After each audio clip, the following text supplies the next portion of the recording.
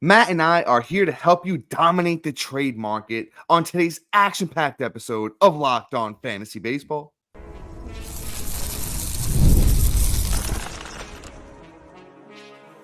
You are Locked On Fantasy Baseball, your daily fantasy baseball podcast. Part of the Locked On Podcast Network, your team every day. Hello, fantasy baseball fanatics, and welcome to the Locked On Fantasy Baseball podcast, brought to you by the Locked On Podcast Network, your team every day. As always, we're your number one source of fantasy baseball knowledge, and thank you for making us your first listen each and every day. I'm your host, Dominic Martino. You can find me on Twitter at DomMartinoFB. Here, as always, with my brother, my co-host, my partner in crime, Matthew Ane. You can find him on Twitter at Matthew_Ane. If you're listening on a platform like Apple or Spotify that allows 5-star ratings and reviews, we would truly appreciate it if you could do that for us. And lastly, but most importantly, guys, check us out on the Subtext platform. It's super important this time of year to make sure you're getting that leg up on your competition. And we offer so much on there: direct text message alerts to your phone with call-up alerts, injury updates, and just much more than we could offer in this 30-minute podcast.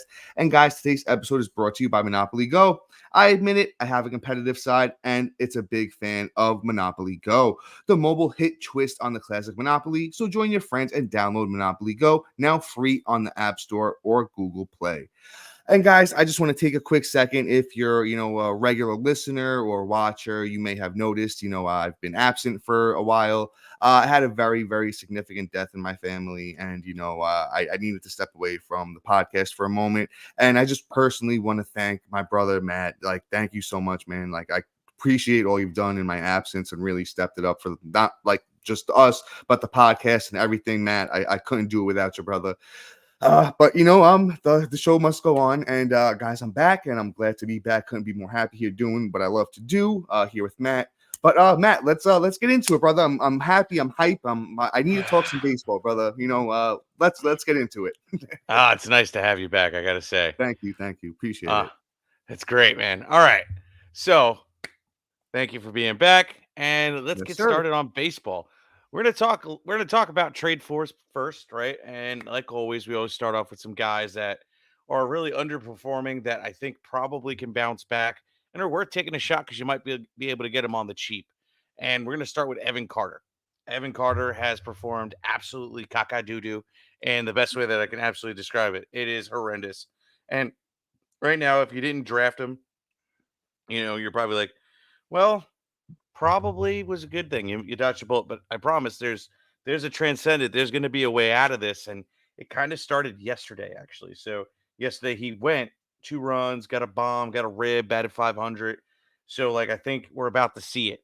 Now this can also kind of hurt the show a little bit for trying to acquire him because now they might have a glimmer of hope. But at the same time, though, they also might be like, okay, maybe I can get a little bit better than what I've been getting offered. So what I would do is still offer them kind of like a lower tier dude, but at the same time, you can make it more enticing with one of these guys that are performing at a top notch level right now. That's at the second half of the show, and you'll be able to really take him home. And honestly, coming into the season, my outlook on Evan Carter was very simple. He is the most proven rookie going into year 2. He performed in his short stint during the regular season and throughout the playoffs all the way to the World Series. So Evan Carter is a proven case. We don't know how he is to start off a season because we've never seen it before. Maybe he's just going to be one of those guys like Julio Rodriguez that are naturally slow starters. And if that's the case, I'm totally okay with it, especially when I can go out and acquire him on the cheap right now. So Evan Carter is a perfect, kind of like a perfect buy low, for instance, and you must trade for now and do everything you humanly can to go and get him before his price explodes and he's literally untouchable. So go out, trade for Evan Carter today. Yeah, Matt, strong take on Evan Carter. What a great, way to come back with a player that I love and I love to talk about. Obviously, he's been underperforming this year so far. Evan Carter's played only 20 games, 71 at-bats, 15 runs, 5 doubles, 3 homers, 7 RBIs, only 1 steal. I do like the walk to strikeout ratio. It is promising with 10 walks to 17 strikeouts. That 211 batting average is killing us though right now. As Matt said, people might be looking to sell at the moment, even though yesterday did have a pretty solid game. I think we could take advantage of that. Evan Carter has a lot of steals upside, and the sprint speed is still there. A couple other things aren't looking as great, but the sprint speed's still there. The plate discipline looks pretty good. I think Evan Carter, is a lock for a pretty solid batting average. I think the speed is a lock. The power is actually showing, and that's the one thing. If there was anything I was worried about, it was definitely the power. So I think he could literally bounce back everywhere else. If you can get a deal on Evan Carter right now, you absolutely go out there and you get that one done, because he is, as Matt said, a proven talent. He proved he could do it in the big leagues. He proved he could do it in the biggest table in the World Series. So I really think Evan Carter is somebody we need to go out there and get deals done for. Perfect time to buy low. Let's move on to somebody else that I really love. Let's talk about Oneil Cruz. Started off the season, first couple of games was looking really, really good. We were all, okay, the hype is real. But he's kind of really slowed down, cooled off. So far through his first 22 games this year, Oneil Cruz has 86 at-bats, only 8 runs, 1 double, 3 homers, 6 RBIs, 2 steals, 6 walks to a whopping 37 strikeouts, and a 209 batting average. That's not going to get it done. Even in today's day and age with the big strikeout numbers, 37-6 is just really not going to get it done. If you're just swinging and missing at everything and really not making that much contact and not, walking, you're really not doing, much for us fantasy players, because you're not going to get driven in. You're not going to, get the RBIs. You're not just really going to get it done.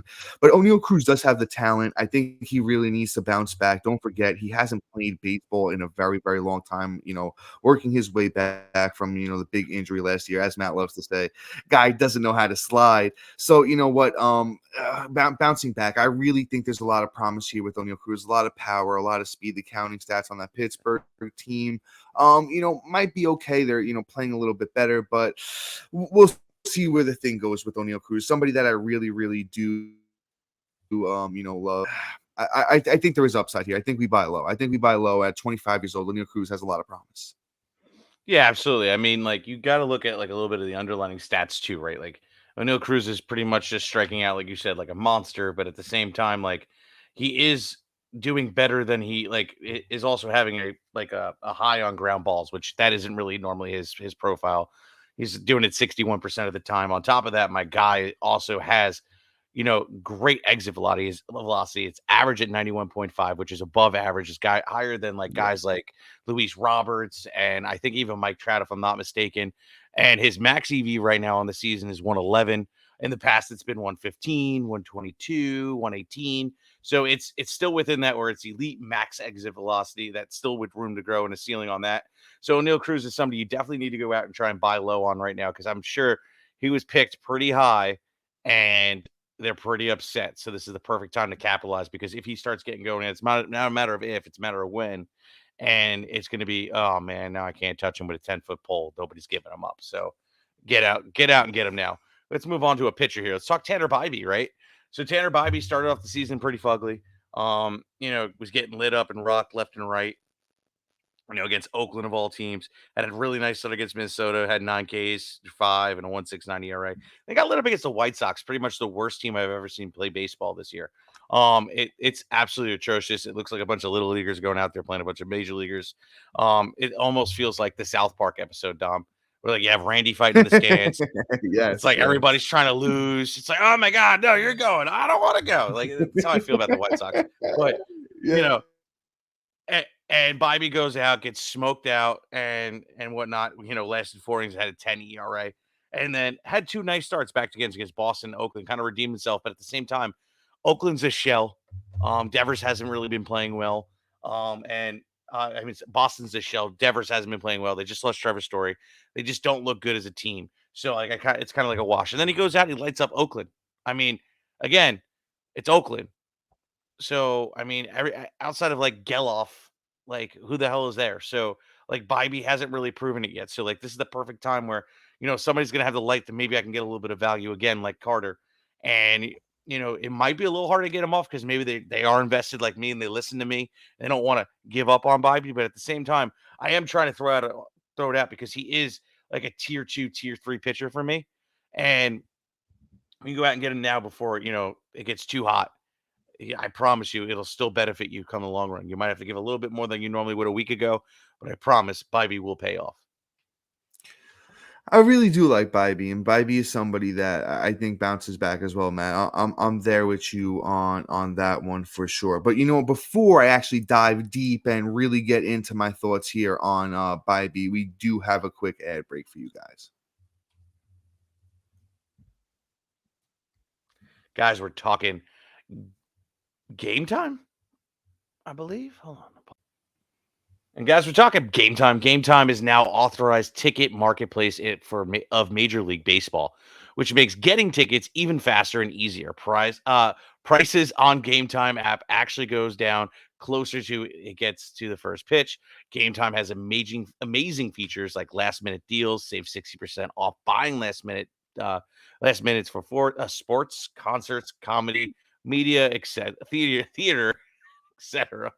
Flash deals saving even more with exclusive in-app deals on select seats ahead of the game events.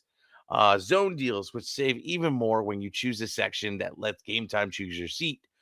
All-in-one pricing, toggling in the features showing the total upfront with no surprises fees at checkout. Seats view, get a panoramic view of your seats in the app right before you buy it. Lowest price guaranteed, or Gametime will credit you 110% of the difference. Gametime ticket coverage covers your purchase with the most flexible customer service policy in ticket industry.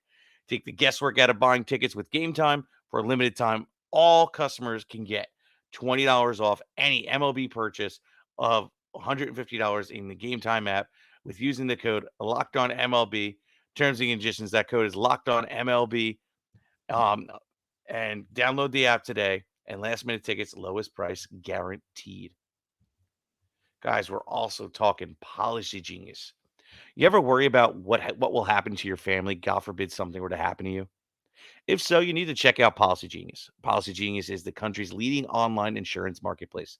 It saves you time and money so you can provide your family with financial safety net starting today.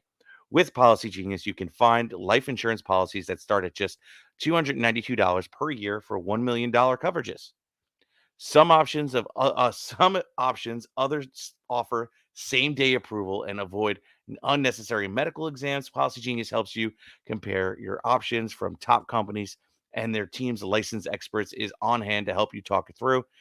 Talk to the team of warm-witting agencies who will walk you through the process step by step. What you may need to consider is your work-life insurance policy may not offer enough protection for your family's needs. Even worse, it may come with you. It may not come with you if you leave your job. Policy Genius, it gives you unbiased advice from licensed expert support team. They have no incentives for recommending one insurance over another, so you could trust their guidance truthfully. Check out the life insurance off your to-do list. Time with Policy Genius. Head to policygenius.com/locked on or click the link in the description below and get your free life insurance quote and see how much you could save. That's policygenius.com/locked on.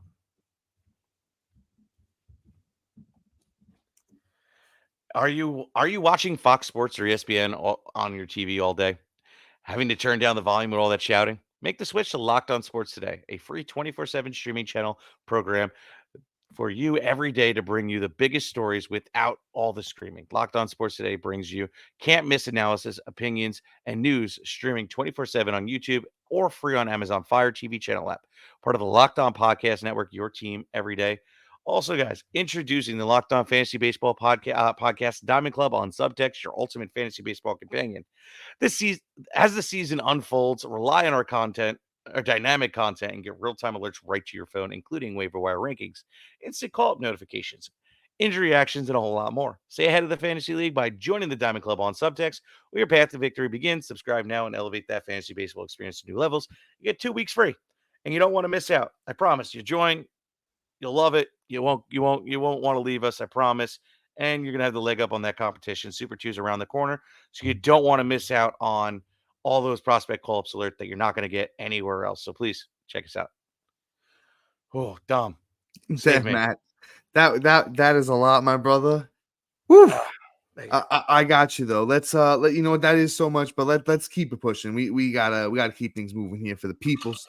Let's Bybee real quick. I'll give my quick 2 seconds. Matt, great take. Bybee is somebody I believe in, especially with all the pitchers that have gone down. We need people that we can believe in. Bybee is guys. I will preface this though about Bybee. I don't think he's going to be as good as he was last year with the the under 3 ERA. The 1.17 whip I think is accurate. That's where he seems to be having a problem. He's giving up a little bit too many hits this year. Walks fairly reasonable. Could be a little bit better in that department too. But I think with where the FIP was last year for Bybee at a 3.52, I think that's where the ERA might be this year. Mid threes. Whip might be like 1.15 to like like a 1.2 type of thing for Bybee, or definitely with that K per 9. Obviously has that good stuff. But I think that's where we're going to be at with Bybee. Let's move on to somebody who's very interesting. Let's talk about Jackson Holliday. Jackson Holliday's been interesting, man. Number one prospect in all of baseball, son of former major leaguer Matt Holliday. Jackson's just been off to a little bit of a tough start so far to his big league career. So far, it's only 9 games, but I will be honest, it's looking pretty bad. 30 at-bats, 4 runs, only 1 hit, 1 RBI, no steals, 2 walks to 16 strikeouts, and it's a 0.33 batting average for the young Jackson Holliday. I will say this, in redraft, it's a tough one. In redraft, I mean, if you can get super good deal on him, go ahead and get it done. But it's tough because what if he gets sent back down, which I think might be right around the corner, to be honest with you. If he really doesn't get it going, there's so many other good prospects in that Orioles system. It's like, are we really just going to sit here and, wait for Jackson to get it going? Are we going to bring somebody else up and get it done? I mean, I could see them maybe riding it out, but I definitely could see the other hand of it where he gets sent back down sooner and then later. If you're in a keeper or a dynasty and you can get any kind of deal on him, like you can get him for 85 cents on the dollar, I would even do that because, this kid is just going to be really, really good sooner than later and figure it out. But right now, he's young Jackson Holliday's riding the struggle bus. I think we can take advantage of that in most leagues at the moment, to be honest. I think there's a lot of people panicking on Jackson Holliday at the moment. Yeah, absolutely.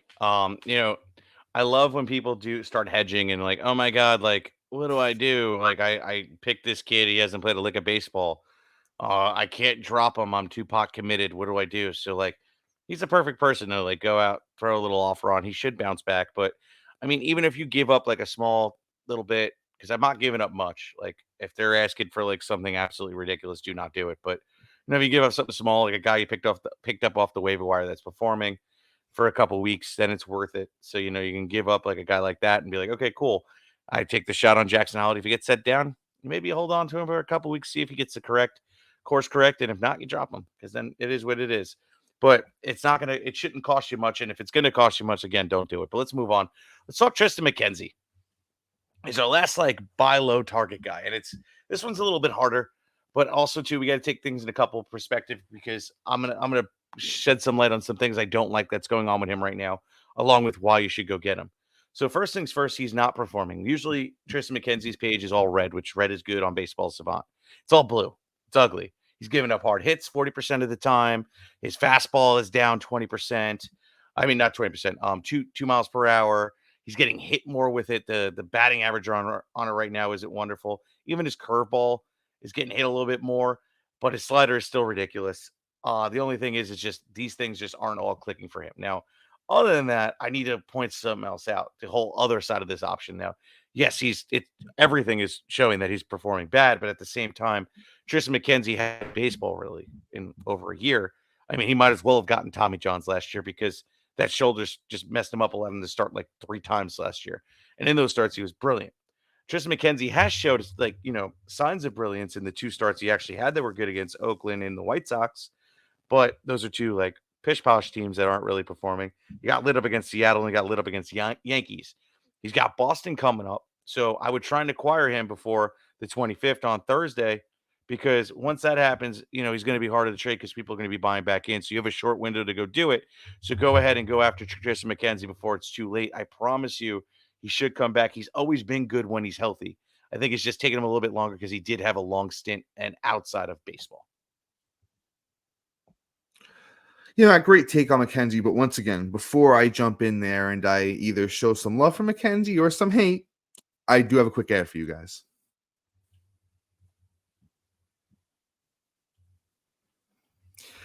And guys, we've all been there, either as a player or a fan. It's halftime, and the scoreboard is not looking good. You're feeling low, not sure, or your team can pull out a win. That's when you dig deep, lift up your head, and say to yourself, time to get back in the game, pull off some bank heist, and take as much of my friend's money as I possibly can. That's right, the smash hit mobile game, Monopoly Go, lets you compete with your friends to get the most riches and own the biggest empire.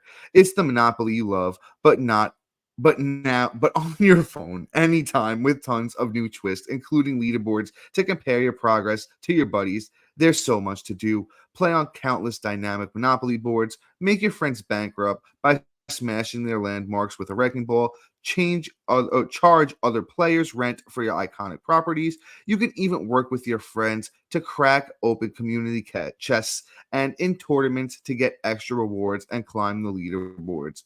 So get back out there, put on your game face, and download Monopoly Go now, free on the App Store or Google Play.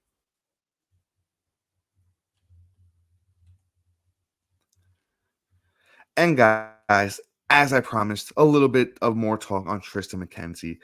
Matt and I really highly touted McKenzie coming into the year, and the draft price was truly right on McKenzie, right? But as we talked about before with O'Neal Cruz, McKenzie's missed a lot of baseball, and baseball is a very tough sport to play. You got to ramp back up, you got to get back into the groove of things, and I think that's where McKenzie's at. Mixed results so far. Had two pretty good starts, then got rocked twice, as Matt mentioned. But I really think that he can get back on board. The one thing for me is that the fastball is down a couple miles per hour from 2022, the last time McKenzie had a really good season. I think that's really hurting him at the moment. I think he can ramp back up. Right now he's sitting 91 on average. He normally sits around 93, closer to 94. I think if McKenzie gets that little bit of velocity back on his fastball, we're going to see the better results. And as things get warmer, that he gets a little bit looser. I really think we can see a similar guy to 2022. Maybe not as good, as McKenzie was in 2022, but I think we can see somebody, at least very good control, low 3s ERA and around a K per 9. So I think we need to go out and get McKenzie. But let's move into this last part of the show. We're going to try and push quick through these. These are guys that you need to sell high on. And once again, we always every time Matt and I do this episode, we always say this. It's not that we don't like these guys. There's actually some guys that I really love. It's more of these are guys that are really good right now. Let's capitalize on the value while they're doing this good and just get more than you paid, right? So let's talk about somebody I do love, Marcell Ozuna. Guy's leading the league in home runs right now. And if you went out there and you listened to me and you drafted him, you're probably sitting pretty right now. Through 20 games, Ozuna 80 at-bats, 15 runs, a league-leading 9 homers and 27 RBIs, and he's hitting .338. Now, I think Ozuna will be very good for the rest of the way. I think he can hit, almost 40 home runs. He had 40 last year. I think the RBIs are going to be very good. I think the batting average can be, 270 plus. But is it the leading home runs, RBI, batting average good Ozuna? I don't think he's back to, his MVP caliber form. So let's capitalize. If you can go out there and get, honestly, I really think you go out there and get, an O'Neal Cruz and a pitcher, an Evan Carter and, a little something else too. I really think you can get a lot for Marcell Ozuna right now, especially the way outfield is. If he's outfield eligible on your platform, I know he is on Yahoo. Honestly, it's almost like a cheat code. The guy that you got is like, your utility or your third outfielder. You can go out there and sell super high on a Braves team. You go out there and sell high on Ozuna, even though I do love him. Great take, Dom. I don't even need anything. Plus, it'll save us some time. Let's get this next guy. Let's talk Jordan Westburg, a guy that I called. I didn't expect this good. So, I think there's going to be a return to the mean as well. Obviously, he's not going to maintain hitting .439 for the third week in a row. But, even so, I think he's going to be really good this season. But he's going to drop off. I think he'll probably still finish as a top 50 guy, in my opinion. But this is the perfect time to really get off and sell high on him, right? He's ranked the 11th player in head-to-head categories or roto leagues in general. And I'm sure in points, it's not too far off. Jordan Westburg is smoking the ball off the cover, and he has second and third eligibility.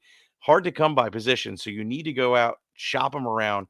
I promise you could probably get quite a few guys for him, especially since, you know what, nobody saw this coming, and he was one of the top prospects last year. Do it now. Do not forget about it. You could totally go out and get an Evan Carter and a Bybee, I think, if they have both and they're struggling, because Jordan Westburg is smoking the cover off the ball right now. Yeah, Matt, great take on Westburg. Once again, I don't really need to add too much. It's just those Baltimore kids. Anyone on Baltimore right now, you can go out there and just say that, hey, but he's this Baltimore kid. Why would you not want him on your team? And then that pretty much just sweetens the deal right there. So, Matt, great take. But let's keep things pushing here. Let's talk about a starting pitcher. Let's talk about Carter Crawford. Honestly, Carter Crawford did have some hype coming into the year. Not somebody that I really looked at on draft day, though, I will be honest with you. He's out there absolutely dominating right now. So far, Carter Crawford through 5 starts has a 0.66 ERA, 27 innings, 30 strikeouts, and a 0.98 whip. Now, he definitely made some improvements this year, definitely looking a lot better. But my whole point is, and we said this with Justin Steele last year, it happens every year. There's always one guy, even if they do make improvements, that has this crazy start. He's not going, even if Carter Crawford finishes the year with a high 2s, low 3s ERA, K per 9, all that bells and whistles, he will struggle at some point. So capitalize on it before he goes on that run where, he starts to struggle and look mediocre. Right now, you might be able to go out there.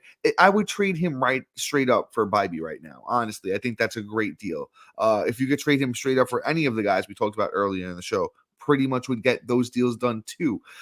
So once again, Carter Crawford might have made those improvements, might be a great pitcher this year, might have a strong season, but he's not a sub-1 ERA type good. So just this segment is just about capitalizing on value, and I think we can do that with Carter Crawford at the moment. Hey, man, great take. I actually want to get this next guy, and I'm pretty impressed since he's came back from the injury. That's Nick Lodolo.